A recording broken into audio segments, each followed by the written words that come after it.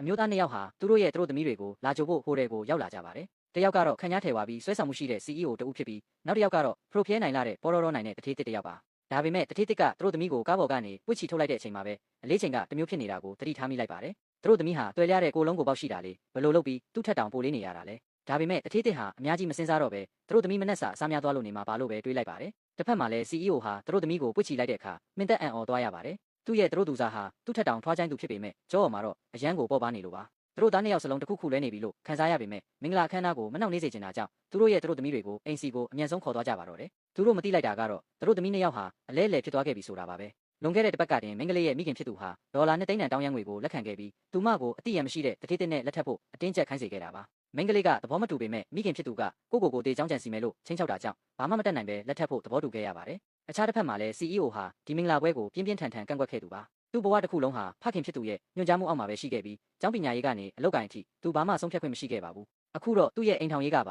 ါသူ့ထိန်းချုပ်မှုအပြင်ဘက်ကိုရောက်နေပါပြီ။မိသားစုစီးပွားရေးတောင့်တင်းဖို့အတွက်သူဟာစိတ်ရိုက်ချမ်းပြီးရိုင်းဆိုင်တဲ့တထေးသမီးတစ်ယောက်နဲ့အတင်းကျပ်လက်ထပ်ခဲ့ရတာပါ။တိုက်ဆိုင်ပါပဲမင်္ဂလာပွဲနှစ်ခုစလုံးဟာဟိုတယ်တစ်ခုထဲမှာကျင်းပတာဖြစ်ပြီးသူတို့သမီးတွေရဲ့အခန်းကလည်းမျက်နှာချင်းဆိုင်ပါပါ။သူတို့ဝတ်ထားတဲ့မင်္ဂလာဝတ်စုံတွေကလည်းတစ်ထက်တည်းတူနေပါတယ်။မင်္ဂလေးကတခြားသူတို့သမီးကိုမြင်တဲ့အခါရင်ကျေးစွာနှုတ်ဆက်ပေမဲ့သူထေးသမီးကတော့သူမနဲ့ဝတ်စုံတူဝတ်ထားတာကိုမြင်ပြီးအထင်သေးစွာနဲ့နှာခေါင်းရှုံပြီးလှည့်ထွက်သွားပါတယ်။အောက်ထပ်မှာတော့သူတို့သမီးနှစ်ယောက်ဟာမျက်နှာချင်းဆိုင်ဆိုဖာတွေမှာထိုင်နေကြပါတယ်။ဝန်ထမ်းတွေအလုပ်ရှုပ်နေတဲ့အချိန်မှာတထေးသမီးဟာသူမရဲ့မျက်နှာဖုံးကိုမလိုက်ပြီးမင်္ဂလေးကိုဘလို့အဆင့်တန်းမရှိတဲ့မင်္ဂလေးမို့လို့ငါနဲ့ဝတ်စုံတူဝေးရတာလဲဆိုပြီးရန်စပါတော့တယ်။မင်္ဂလေးဟာစိတ်တဘောထားကောင်းသူဖြစ်ပေမဲ့အနိုင်ကျင့်ခံရတာကိုတော့ငင်ခံနေမဲ့သူမဟုတ်တာကြောင့်တထေးသမီးကိုချက်ချင်းပြန်လဲချေပပါတယ်။သူတို့သားတွေသူတို့သမီးလာကြိုတဲ့အချိန်ကြမှသာသူတို့ဟာရန်ဖြစ်တာကိုရက်လိုက်ကြပါတယ်။သူတို့နှစ်ယောက်စလုံးမျက်နှာဖုံးတွေကိုအမြန်ပြန်ချလိုက်ကြပါတယ်။မျက်နှာဖုံးကြောင့်တေချာမမြင်ရတာကြောင့်သူတို့သမီးနှစ်ယောက်ဟာမတော်တဆနေရာမှာသွားကြပါတော့တယ်။တထေးတစ်ဟာမင်္ဂလေးရဲ့ကြောက်ရှင်တဲ့အမူအရာကိုအရင်ဆုံးဆွဲဆောင်ခံလိုက်ရပေမဲ့ဝန်ထမ်းတွေရဲ့လမ်းညွှန်မှုကြောင့်သူထေးသမီးရှေ့မှာတူးထောက်ပြီးလက်ထပ်ခွင့်တောင်းလိုက်ပါတယ်။ဒါပေမဲ့တထေးတစ်ကလက်ထပ်ခွင့်တောင်းတာကိုကြားရတဲ့အခါတထေးသမီးဟာတခုခုလွဲနေပြီလို့ခံစားလိုက်ရပါတယ်။နောက်ဆုံးတစ်ခါသူမတွေ့ခဲ့တုန်းက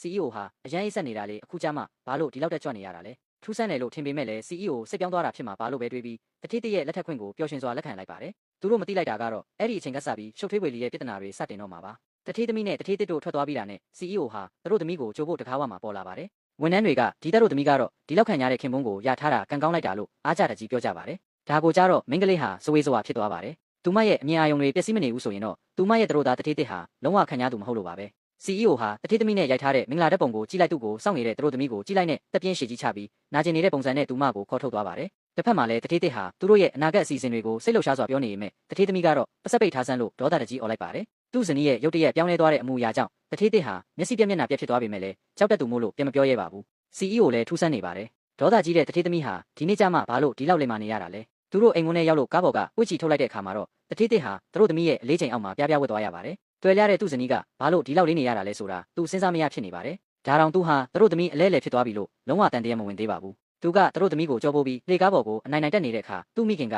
လူကြားတဲ့အဆက်ခွဲနေတယ်ဆိုပြီးချက်ချင်းစုပူပါတော့တယ်။ထုံးနှန်းစင်လာအရမင်္ဂလာဦးဇနီးမောင်နှံဟာကန်ဆိုးမှုတွေပြက်ပြက်သွားအောင်မိဖို့ကိုကြော်ရမှာပါ။ဒါပေမဲ့ရုပ်ဆိုးမတထေးသမီးကမိဖို့ကိုကြော်ဖို့ဝတ်စုံကိုမလိုက်တဲ့အချိန်မှာတော့သူမရဲ့ဖခင်ဖြစ်သူကတခုခုလွဲနေတာကိုတတိထားမိလိုက်ပါတယ်။သူတို့သမီးရဲ့ကိုလုံးကိုပေါက်ကသူ့သမီးနဲ့တူပေမဲ့မဲ့တွေကအစတထေရတဲ့တူနေလို့ပါ။ဒါပေမဲ့လည်းဒီလိုမျိုးအလွဲပြောင်းဖြစ်နိုင်မှာမဟုတ်ဘူးလို့သူ့ကိုယ်သူပဲပြန်ဖြောင်းဖျလိုက်ပါတယ်။အဲ့ဒီအချိန်မှာပဲ CEO ကသူ့ရဲ့သူတို့သမီးကိုပွေ့ချပြီးလေကားပေါ်တက်လာပါတယ်။လမ်းတစ်လျှောက်လုံးမှာသူတို့သမီးဟာသူထင်ထားတာထက်ပိုပေါ်နေတယ်လို့သူခံစားရပါတယ်။အဲ့ဒီနောက်သူတို့သမီးကပင်ပန်းနေပြီလားလို့ခက်တိုးတိုးလေးမေးလိုက်တဲ့အခါသူဟာသူတို့သမီးမကြုံမိပြီလို့ချက်ချင်းတန်တရားဝင်လာပါတယ်။ဒါပေမဲ့သူတို့သမီးနောက်ကိုအမြဲလိုက်နေတဲ့မိတ်ကပ်ဆရာမကိုမြင်တော့အလွဲပြောင်းဖြစ်နိုင်ခြေကိုစိတ်ထဲကထုတ်လိုက်ပါတယ်။သူတို့သမီးမိဖို့ကိုကြော်လိုက်တဲ့အခါမှာတော့သူမရဲ့တွေ့ရတဲ့ခြေရန်လေးတွေပေါ်လာပါတယ်။ CEO တင်မကပဲတထေးသမီးရဲ့ဖခင်ပါငါသမီးဝိတ်ကျသွားတာလားဆိုပြီးတန်တရားဝင်လာပါတယ်။ဒါဟာသူ့သမီးရဲ့ခြေထောက်တွေနဲ့လုံးဝမတူလို့ပါ။ထူးဆန်းတဲ့အဖြစ်အပျက်တွေအများကြီးဖြစ်ပျက်နေပေမဲ့လည်းသူတို့ဟာသူတို့သမီးအလဲလဲဖြစ်သွားပြီဆိုတာကိုမယုံကြည်ကြသေးပါဘူး။မင်္ဂလာပွဲပြီးတဲ့နောက်တထေးတစ်ရဲ့သူငယ်ချင်းတွေကမင်္ဂလာဦးညမှာဇနီးမောင်နှံကိုနောက်ပြောင်ဖို့စူညံနေကြပါတယ်။တထေးတစ်ကလည်းမျက်နှာမပြတ်ချင်တာကြောင့်ချက်ချင်းသဘောတူလိုက်ပါတယ်။သူမသိလိုက်တာကတော့သူ့သူငယ်ချင်းတွေဟာသူတို့သမီးချောချောလေးရထားတယ်ဆိုတာကိုကြားထားကြပြီး